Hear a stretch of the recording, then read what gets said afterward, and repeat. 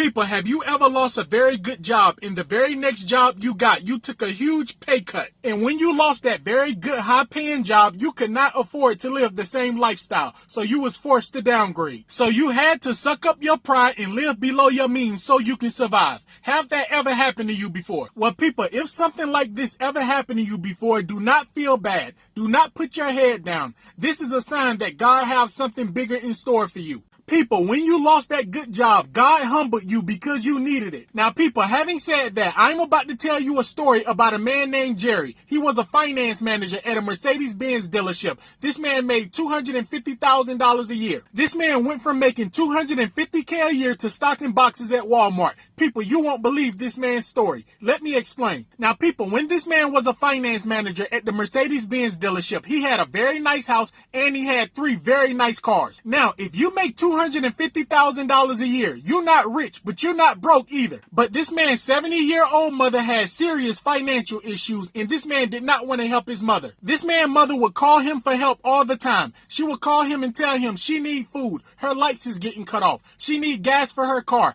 This man would never help his mother, and he made $250,000 a year. Now, people, before I go any further, always be careful the way you treat people, because God will humble you in a second. Now, people, at this point, you may be thinking, how did this man get a $250,000 paying job in the first place? And people, guess what? This man did not go to college. Let me explain. Well, this man was working at a Toyota dealership for 6 years, and he became very good friends with the general manager to the point where they would go out all the time. They would go fishing together. Within a 6-year span, this general manager promoted this man to sales manager, and then he promoted him to finance manager. So after working at this Toyota dealership for 6 years, this general manager was offered a job at Mercedes-Benz as a general manager. He would have made a lot more money. So this general manager at the Toyota dealership took the job at the Mercedes-Benz dealership, and he asked Jerry, did he want to come and be a finance manager at Mercedes-Benz? He told Jerry he would make a lot more money. When Jerry started working at this Mercedes-Benz dealership, it gave him a $100,000 pay raise. So this man worked at this Mercedes-Benz dealership as a finance manager for 2 years before the unthinkable happened. The GM got fired. They was not performing well at the dealership, so higher management fired the GM, and they brought in a new GM,